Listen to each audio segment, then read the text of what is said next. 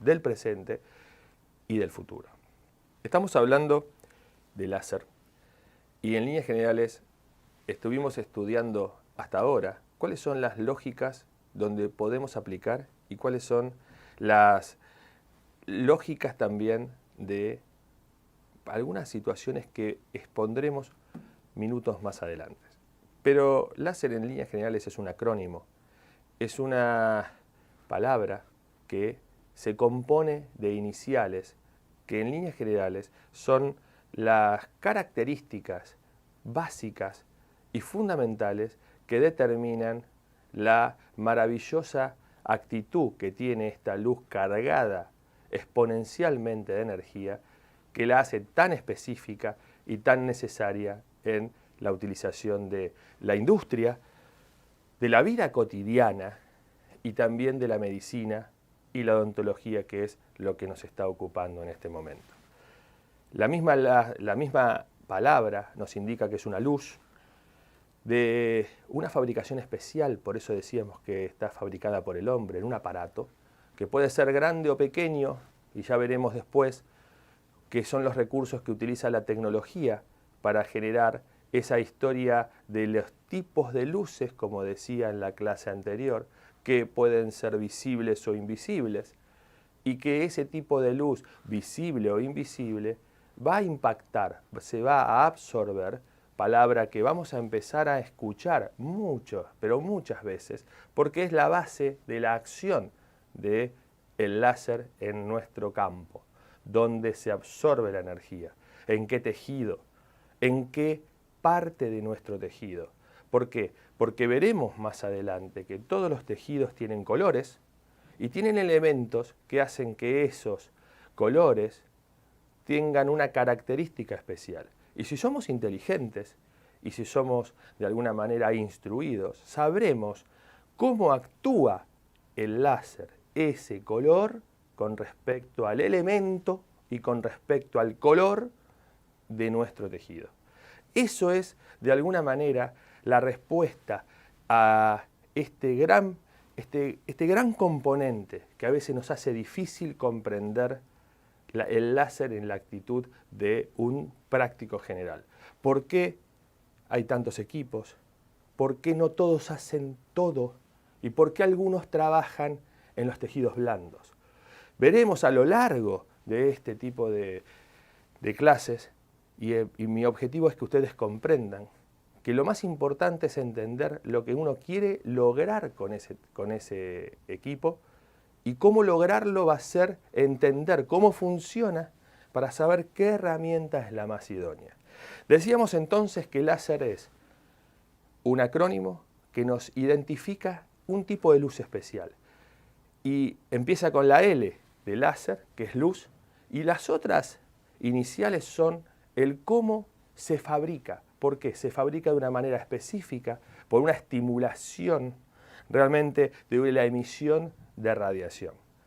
No nos vamos a comprometer demasiado en este tipo de situaciones porque no es el objetivo de esta clase inicial. El objetivo de esta clase inicial es entender algunas situaciones muy particulares y en algún punto entender también que es una tecnología que es relativamente moderna, porque es de la década del 60 y no es algo de alguna manera tan moderno como algunos creen, pero que tampoco viene de tanta larga data.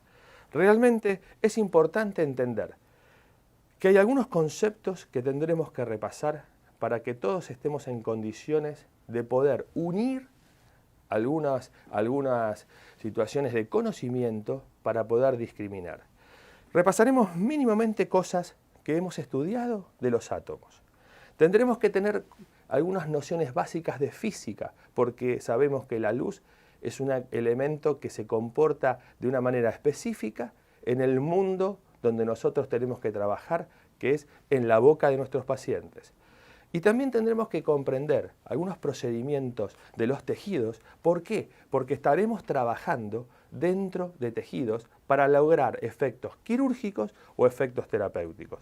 Por tanto, si nosotros unimos estos tres conceptos, podremos encontrar las bases realmente importantes donde podremos tratar de respondernos todas las inquietudes que siempre nos genera el pensamiento de cómo utilizar láser dentro de nuestro trabajo clínico, de nuestra terapéutica diaria. Tenemos entonces de esos elementos que estábamos viendo que tenemos que comprender, tanto sea el átomo, la física, el tejido, y decíamos que esos tres conceptos, cuando los aunamos, podemos comprender cómo vamos a trabajar. De esos tres elementos empezaremos entonces por la descripción del átomo. Recordemos que el átomo contenía un núcleo, en ese núcleo existían elementos específicos. No es importante para nosotros esos elementos, sí son importantes los electrones, que son los que giran en distintas órbitas establecidas alrededor del núcleo, en órbitas establecidas, como les decía, y que son susceptibles a que estos electrones, que están de una manera en reposo, de una manera estable, si absorben alguna manera de energía, pueden saltar a órbitas superiores. Esa situación, ¿por qué es importante? Esa situación es la que genera una inestabilidad en esa dinámica de ese átomo, y como ese electrón que está excitado, palabra importante, excitado, está estimulado de una manera no acomodada, se va a tratar de desprender de la energía que le sobra de manera de fotón, una unidad de energía muy específica que va a hacer que nosotros empecemos a entender esta lógica del láser y de las luces. Se va a tratar de desprender de esa energía que le sobra de manera fotónica, y ese fotón, que es el que va a salir despedido para que ese electrón vuelva a la estructura natural de la situación de reposo, lo va a hacer de una manera específica. No lo va a hacer rectilíneamente como si fuese un proyectil, lo va a hacer de manera ondulante, y por tanto esa situación va a ser la que nos va a determinar la longitud de onda, elemento que vamos a empezar a escuchar repetidamente a lo largo de todas estas clases, porque son los que nos van a determinar qué tipo de láser tenemos, qué tipo de color va a ser. Y una vez más digo, no todos los colores son visibles. Hay algunos que los vemos porque están en el espectro visible de nuestro ojo humano, y otros que están por fuera de esos espectros visibles, pero no porque no los veamos, no existen. Entonces, esa longitud de onda que tiene una determinada situación, donde tendremos una amplitud, una frecuencia, una longitud, y va a tener una velocidad. Esa situación de física aplicada a la lógica de la formación de la luz es la que nos va a guiar a lo largo de toda nuestra clase, en este caso de láser, pero a lo largo de toda nuestra estructura de aplicación de la tecnología. ¿Por qué? Porque, como les decía, esta situación va a ser la que va a determinar qué color tiene nuestro láser. Y fíjense, para tener claro, que este pequeño espacio de luz visible a nuestros ojos es tan importante para nosotros, porque es el rango donde nosotros percibimos los colores, pero es tan pequeño en comparación a la estructura que existen de longitudes de onda. Veamos entonces que las distintas longitudes de onda son las que nosotros hoy también estamos trabajando si no nos terminamos de acordar. ¿Por qué? Porque hay algunas longitudes de onda que son de radiaciones ionizantes, que son invisibles, y esas las usamos habitualmente en el consultorio. Por ejemplo, los rayos X. Esas radiaciones ionizantes son invisibles y sí son utilizadas terapéuticamente, pero con muchos reparos. ¿Por qué? Porque tienen una acción tisular, tienen una acción celular a nivel nuclear, generando cambios mutagénicos. Pero nosotros, en el universo del láser, trabajamos en radiaciones invisibles que están opuestamente en la tabla y son de difusiones térmicas. Por tanto, no tenemos que tener reparos a nivel nuclear y por ende no tienen repercusiones a niveles mutagénicos.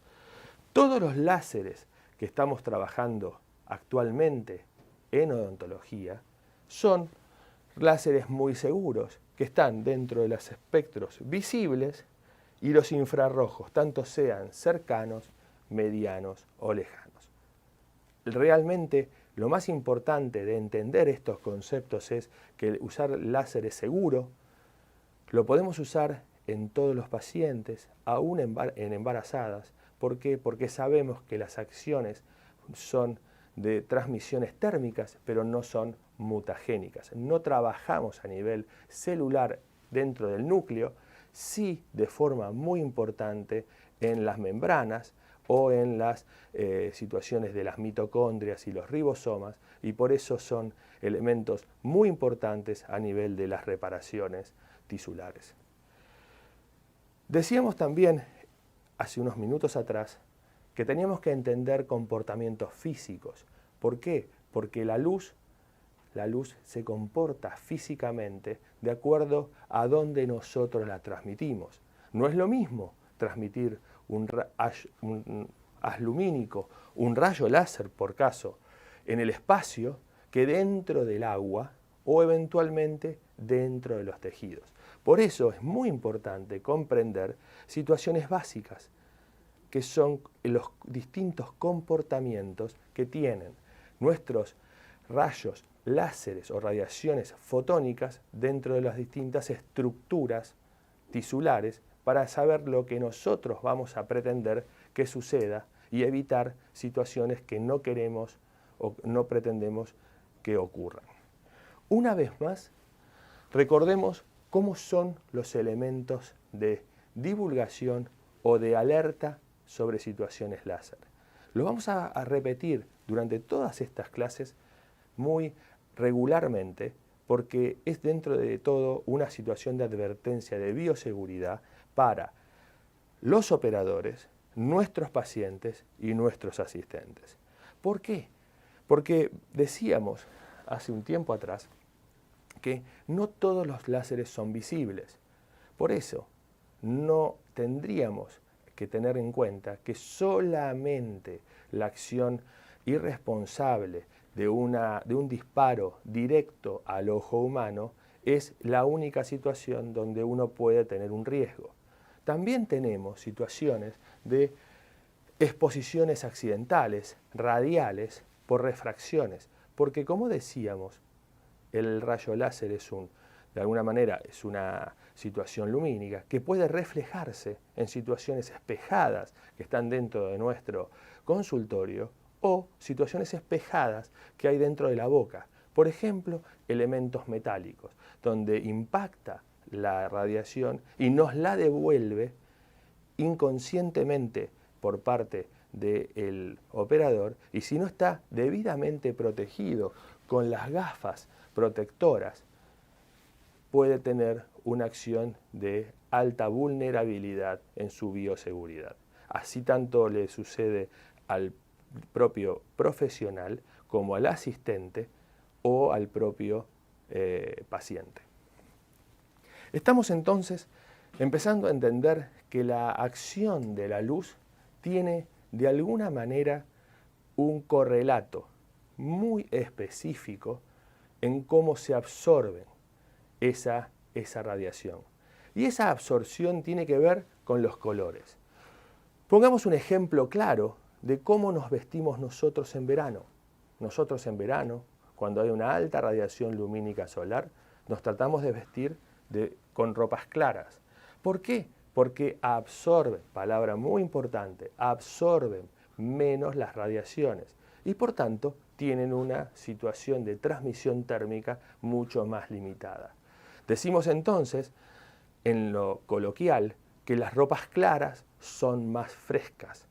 Así entonces, por lo opuesto, las ropas oscuras son las más calientes. Empecemos a entender este concepto de que cómo los colores absorben y transmiten diferentes tipos de energía térmica, por poner un ejemplo,